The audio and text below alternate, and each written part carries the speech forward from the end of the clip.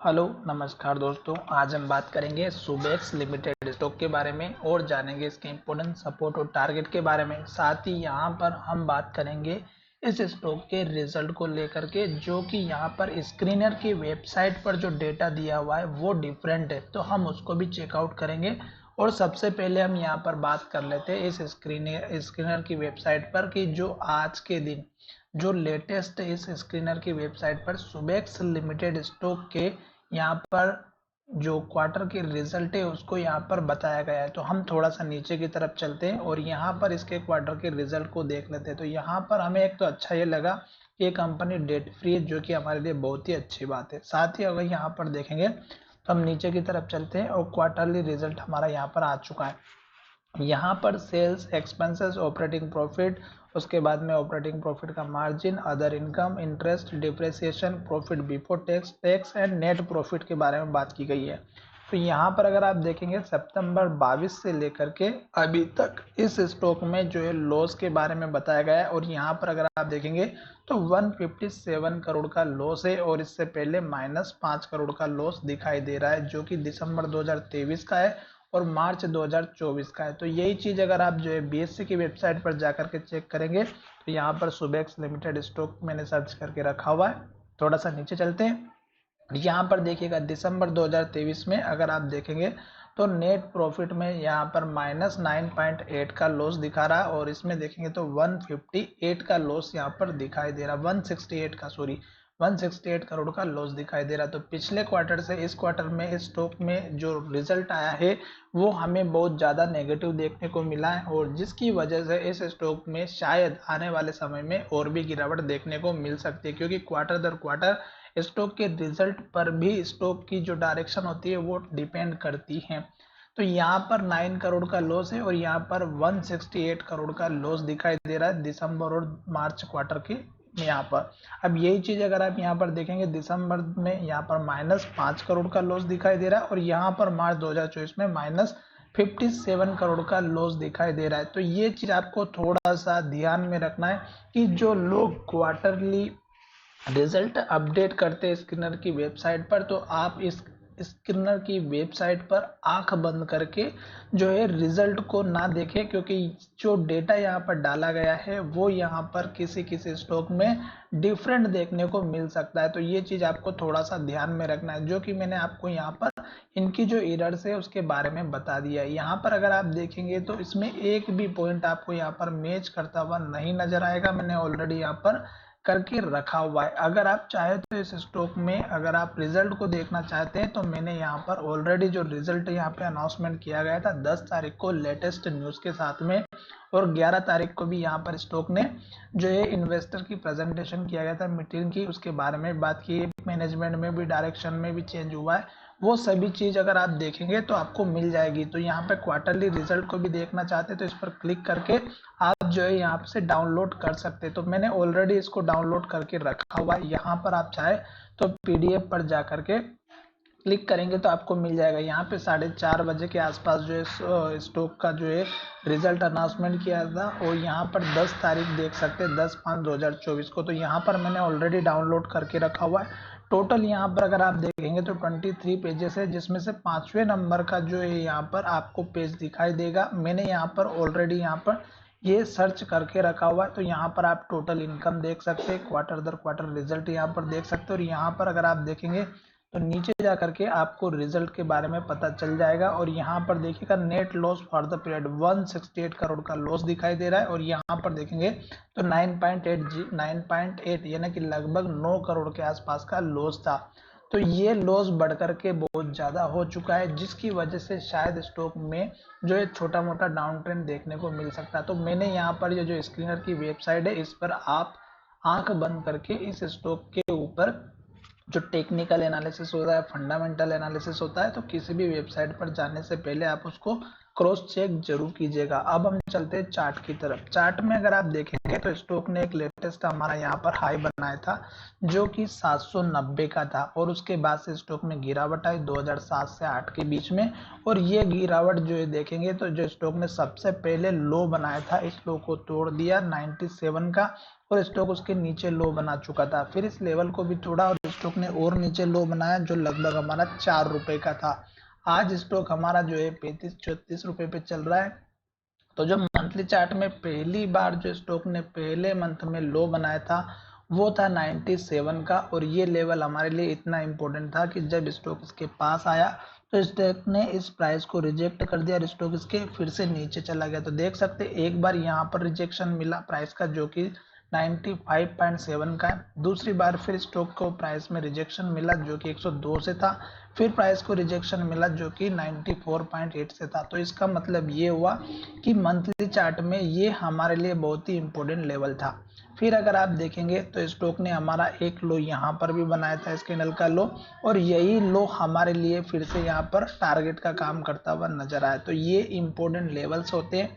जब भी आप इन लेवल्स पर ट्रेड करते हैं मंथली चार्ट को आप जरूर एनालिसिस कीजिएगा। अब हम यहाँ पर बात कर रहे हैं कि स्टॉक हमारा एक रेंज के अंदर ट्रेड कर रहा है जो लगभग 2022 का जो लो था 1/6/2022 का, जो लगभग हमारा 18 रुपए का था। और स्टॉक ने इस लेवल के बाद से स्टॉक ने यहाँ पर अगर आप देखेंगे तो ऊपर का जो रेंज है वो 45 रुपए के आसपास की थी। ठीक है, तो यहाँ पर ये जो रेंज है ये मंथली चार्ट में आप देखेंगे तो लगभग इसी के आसपास चल रहा है। और जब से स्टॉक हमारा मंथली चार्ट के बेसिस पर ट्रेड कर रहा है तो यहाँ पर आपको मैं एक चीज और समझाने वाला हूँ, वो चीज आपको अच्छे से सुनना है। यहाँ पर देखिएगा इस कैंडल का लो है 18 रुपए 80 पैसा, जो कि हमने यहाँ पे मंथली चार्ट के हिसाब से मार्क कर लिया है। तो ये देखिएगा जो यहाँ पर लो बना था वही टारगेट हमें यहाँ पर अचीव हुआ है 18 रुपए 35 पैसे का। तो अब आप समझ सकते हैं कि स्टॉक में हमारे जो चार्ट का जो लेवल्स होते हैं वो काम करते हैं या नहीं करते। फिर स्टॉक यहाँ पर सपोर्ट लिया 18 रुपए 60 पैसे के आसपास, एग्जैक्ट वैल्यू नहीं होगी, पॉइंट ऊपर नीचे हो सकते हैं।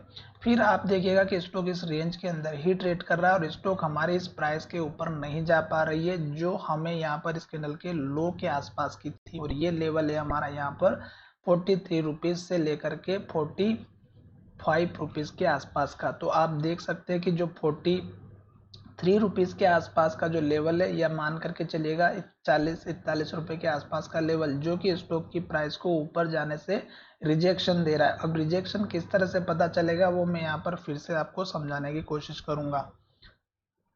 अब यहाँ पर देखिएगा स्टॉक फिर से इस प्राइस के पास आया जो यहाँ पर भी हाई बना था, फिर इसमें भी हाई बना था पर क्लोजिंग नीचे की तरफ हुई।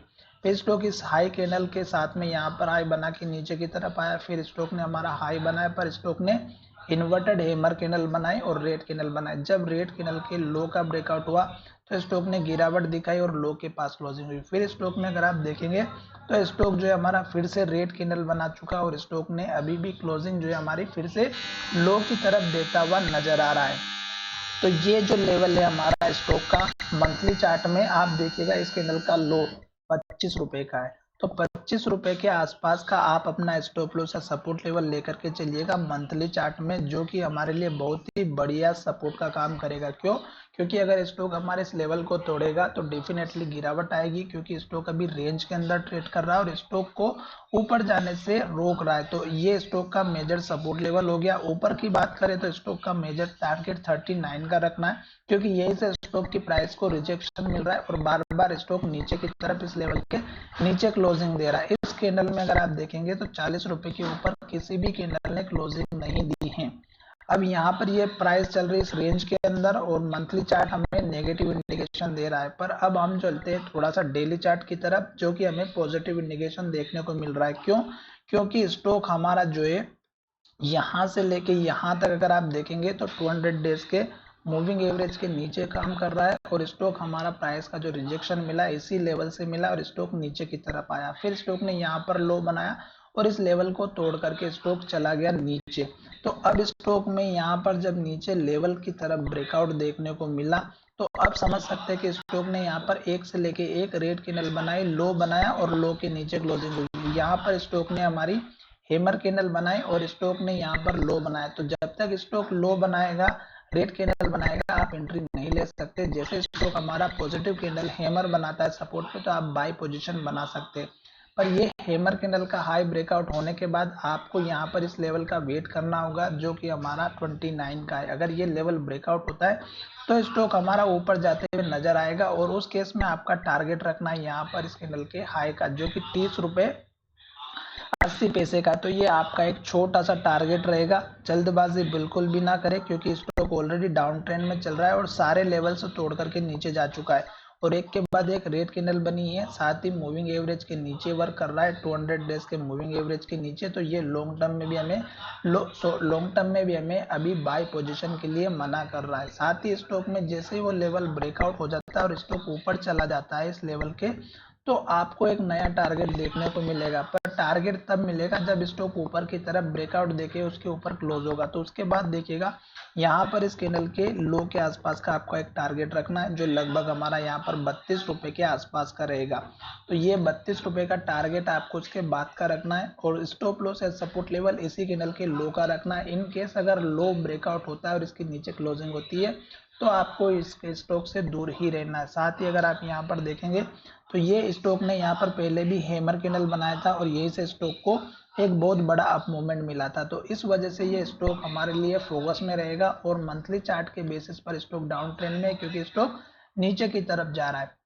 साथ ही ये जो मैंने लेवल्स आपके सामने ड्रॉ किए, ये सभी आपके आने वाले समय के टारगेट रहेंगे। जैसे स्टॉक ने यहाँ पर लो बनाया, हैमर कैंडल बनाया, ये हमारा स्टॉक का उसके बाद का टारगेट रहेगा। अगर स्टॉक एक के बाद एक टारगेट हिट करता है तो यहाँ पर देखिएगा ये जो हाई बना हुआ है ये हमारा 34 रुपए का है, और यहाँ पर अगर आप देखेंगे तो स्टॉक ने जो लो बनाया वो भी 34 रुपए के आसपास का, 33.85 का।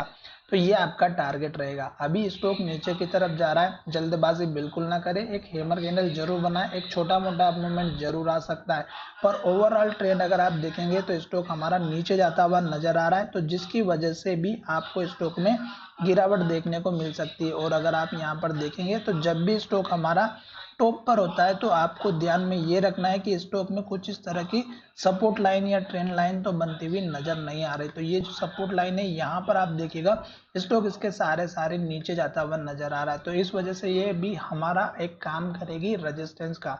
तो चलिए वीडियो कहीं विराम करते हैं। धन्यवाद, मिलेंगे नए वीडियो में।